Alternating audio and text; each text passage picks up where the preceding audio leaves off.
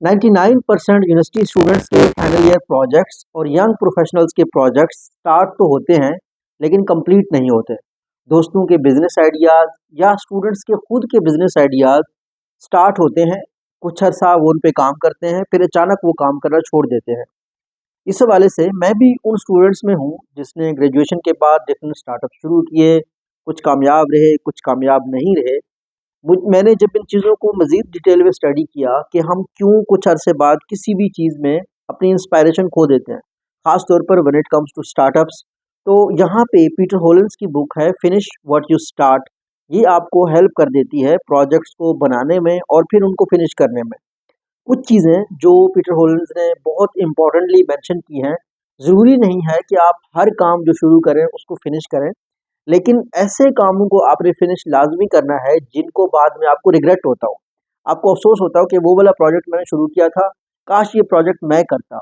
आज फलानी कंपनी इस कांसेप्ट की कंपनी कामयाब हो गई है, तो काश वो कंपनी मैं अपनी कंप्लीट कर लेता। यही आइडिया मेरे पास था। आपने लोगों को कहते सुना होगा कि ये आइडिया मेरे पास था। और आमतौर पर नौजवान जब भी यंग लोग आपस में मिलते हैं तो ये ज़रूर प्लान करते हैं कि हमने कोई स्टार्टअप करना है या हमने ये वाला काम ज़रूर करना है। तो ये जो फिनिश व्हाट यू स्टार्ट है, इसकी जो की लेसन्स है वो मैं आपके साथ शेयर कर देता हूँ, लेकिन मैं बुक की इंपॉर्टेंस भी आपको साथ-साथ बताता चलूँ। वहाँ पे आप अपने नोट्स लिख सकते हैं, अपने हिसाब से इसको इम्प्लीमेंट कर सकते हैं। सबसे पहला काम ये है कि जब भी आप कोई बिज़नेस या कंपनी प्लान करें तो एंड गोल को माइंड में लाज़मी रखें। आपने स्टेप बाय स्टेप ये नहीं देखना कि भई बाद में क्या हो जाएगा, आप उससे चाहते क्या हैं, ये बड़ा ज़रूरी है कि आपका एंड रिज़ल्ट क्या होगा। जो दूसरी चीज़ है प्रोडक्टिव होने के लिए, किसी भी प्रोजेक्ट को फिनिश करने के लिए, कि जिस काम को कंप्लीट करने में अगर आपको 2 से 5 मिनट लगते हैं, तो उस काम को आप उसी दिन ख़त्म करें। रेदर देन आप किसी और को बताएँ, आप बाद में सोचें मैं बाद में करूँगा। तीसरी चीज़ ये है कि कोई भी प्रोजेक्ट हम शुरू करते हैं तो पहले वीक हम बड़े एक्साइटेड होते हैं, लेकिन दूसरे दिन हमारी मोटिवेशन कम हो जाती है, हमारे में सेल्फ डाउट आ जाता है, हमारे में फ़ियर आ जाता है और हमें सोसाइटी के प्रेशर्स का सामना करना पड़ता है। तो इस चीज़ को हल करने का बेहतरीन तरीका ये है कि भले आपका जो पहला प्रोटोटाइप है, वो पहले वीक में तैयार ना हो, लेकिन ये इलॉन मस्क ने भी लेटेस्ट अपनी स्पीच में कहा है कि जितने भी लोग एंटरप्रेन्योर बनना चाहते हैं, बिज़नेसमैन बनना चाहते हैं, आप कुछ भी करना चाहते हैं, उसका पहला प्रोटोटाइप जैसा भी है मार्केट में लाएँ। उसकी रीज़न ये है कि यही चीज़ लीन स्टार्टअप एक बुक है एरिक राइस की, उसको मैंने खुद भी 5-6 दफ़ा पढ़ा, मैं अपने स्टूडेंट्स को हमेशा रिकमेंड करता हूँ, द लीन स्टार्टअप।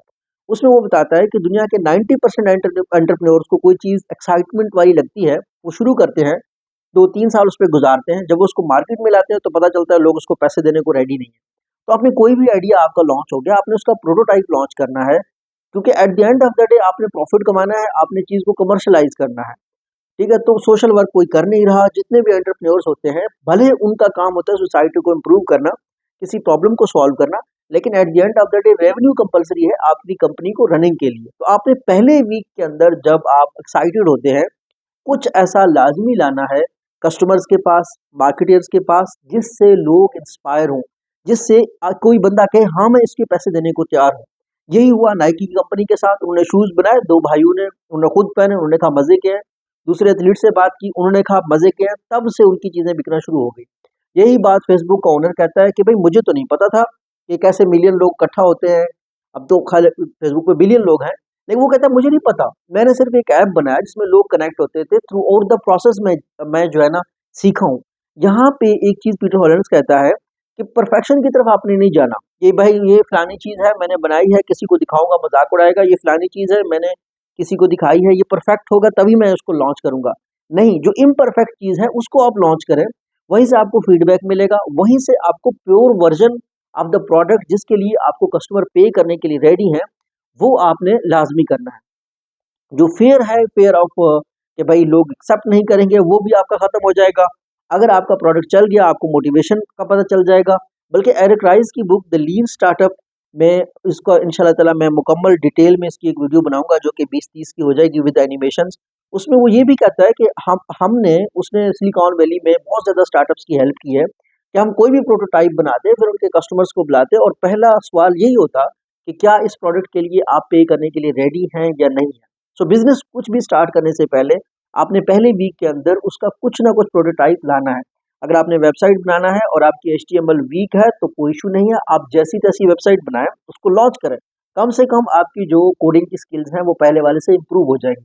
पहली वेबसाइट नहीं चली, दूसरी वेबसाइट चलेगी तो ये आपकी एक चेन शुरू हो जाएगी काम स्टार्ट करने की, जिससे आपको मोटिवेशन मिलेगा। रेदर देन आप पहली वेबसाइट को लेके बैठे हैं कि अभी परफेक्ट टाइम नहीं है, अभी परफेक्ट रिसोर्सेज नहीं है, अभी परफेक्ट सीजन नहीं है, तो आपको लॉन्च अभी करना है सो दैट आप उस डायरेक्शन पे चलें, आपको एक मोटिवेशन मिले, इंकरेजमेंट मिले और सबसे बढ़कर आपके पोटेंशियल कस्टमर्स आपको कहें हमने ये चीज़ खरीदनी है। और यही तरीका है किसी भी प्रोजेक्ट को फिनिश करने का। Thank you.